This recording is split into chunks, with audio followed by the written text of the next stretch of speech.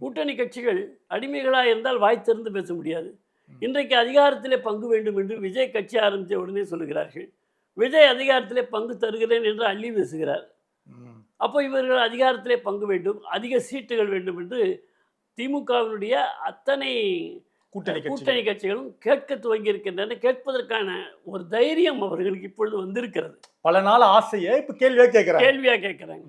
ஆனால் அந்த கேள்விக்கு அதற்கான இடமே இங்கே இல்லை என்று சொல்லி கூட்டணி கட்டாகத்தான் இருக்கிறது என்று ஸ்டாலின் அவர்கள் சொல்கின்ற பொழுது அதை எதிர்த்து பேசுவதற்கு வைகோ போன்றவர்கள் தீர்மானம் போட்டாலும் கூட அதெல்லாம் ஒன்று கிடையாது, நீங்கள் என்ன கொடுக்குறீங்களோ அதுதான் என்று அந்த அடிமைத்தனம் இப்பொழுது கொத்தடிமைத்தனமாக மாறிவிட்டது. கூட்டணி நலனுக்காக திரு வைகோ சொல்றாரு, அது ஒரு பெரும்பான்மையா கூட புரிஞ்சுக்கலாம் இல்லையா? நான் துணையாக இருப்பேன் இந்த முதல்வருக்கு, நான் கலைஞருக்கு அந்த வாக்கு கொடுத்துருக்கேன் அப்படின்றாரு.